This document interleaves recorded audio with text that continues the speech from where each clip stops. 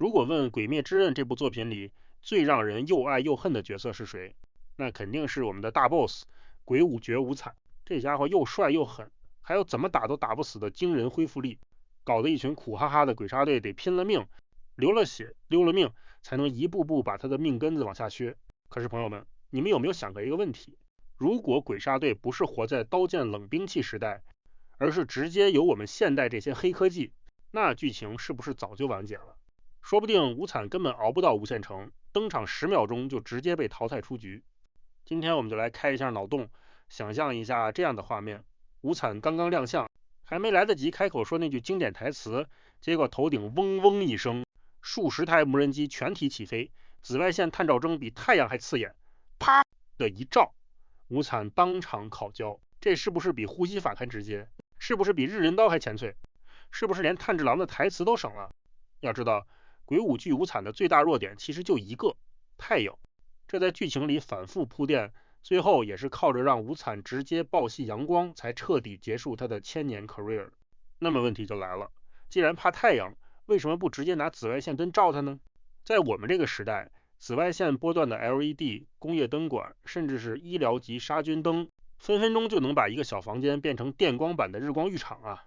想象一下雨水天元带着小电鼓一样的 boombox 走来，结果其实背着的不是炸药，是一台超大功率手提式紫外线灯，往前一照，无惨直接变成蛾子碰春的下场。这画面是不是比什么谱曲的呼吸还中二？当然你可能会说，无惨可是大 boss 啊，既然他能把自己变成一堆怪手怪眼的史莱姆，他难道不会啊哈哈一声把紫外线灯全拍碎吗？兄弟别急，现代武器可不是给你摆好看的。大家应该都看过新闻吧，500台无人机拼出一条龙在天空飞舞，那才叫排面。如果换成鬼杀队的作战计划，根本不用浪费人力，炭治郎只需要拿着一个蓝牙操作台，按下一个绿色大按钮，数百台无人机蜂拥而上，像苍蝇一样围着无惨飞，机身上装着的全是最顶级的 UVC 灯管，照的现场像开灯光秀一样。无惨再怎么高速移动，结果就是逃不掉。而且这种打法看特别环保，零碳排放，不流血不断手，对环境友好。鬼杀队再也不用刀刀见血，什么全集中呼吸，什么刀匠村补刀匠，全都直接下岗。林岭左近次的训练营里，可能也不是砍木头，而是教孩子们怎么用 iPad 操作无人机群。想想看，善意不再每天哭着喊怕，他只需要躲在角落里嘿嘿一笑说，哈，我最会操纵游戏手把了。一之助就直接把陶陶一带，吼一句让开，让我开无人机。这画风怎么感觉比原作还要荒谬？但是别急，我们来冷静的讨论一下，这个假设真的成立吗？首先我们要考虑无惨的战斗智慧还有再生能力。虽然紫外线理论上能模拟太阳光，但强度跟穿透力能不能真的达到剧里的效果还是有争议的，因为人家无惨能靠一瞬间的细胞重构恢复大伤口，你今天要靠灯管去烤熟它，可能要一个持续照射的时间，而无惨可不会乖乖站在原地让你慢慢烤，它可能1秒就瞬移出射程，或者直接把机器人拍成碎片。所以光有工具看不够，看得考虑战术。不过呢，战术我们也可以脑补，比如说岩柱悲鸣雨直接扛着一台工业级探照灯站在正中边，然后风柱不死川开着一架军用无人机，霞柱石头木一郎再来个云端作战计划，同步布置好灯光封锁网。等无惨一进来，砰的一声，四面八方紫外线同时照下来，无惨再怎么神速，也像老鼠进了陷阱。然后对面还能喊一句科技之呼吸一之行，灯光普照。这口号喊出来，感觉比炭治郎烧命舞刀还帅啊！更刺激的是，无人机的优势就是群体作战，成本甚至比刀还低。原本一把日轮刀得花刀匠村好几天打磨，打坏还要责怪你。现在呢，京东下单批量买几百台小无人机，它能24小时送到府。想象一下结尾大决战，不是大家哭着互相托付遗言，而是一个灯光大秀，无惨在里面边扭曲边嚎叫。这画面说实话有点像演唱会现场，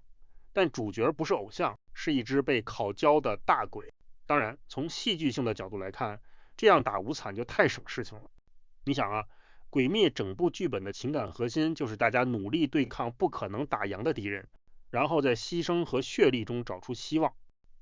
如果换成科技暴打，那故事就变成科技无极，呼吸没戏，剧情1分钟完结，观众还没哭，结果就已经出现片尾字幕。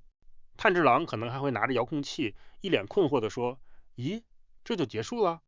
我妹还没接受我的眼泪独白呢。这要是放进原作，作者无塔忽视情大概会当场昏倒吧。但话说回来，如果真的是生活在我们这个世界，鬼武觉无惨压根就混不下去，因为现代的夜视镜、红外线感应系统根本让他无处可藏。他白天不能出门，晚上出来也会被人脸辨识，直接抓拍上网。第二天热搜榜写着某可疑男子疑似千年鬼王，散发违规红光，网友怒喊快开紫外线根管，莽爆加曝光，这 BOSS 还能活几集？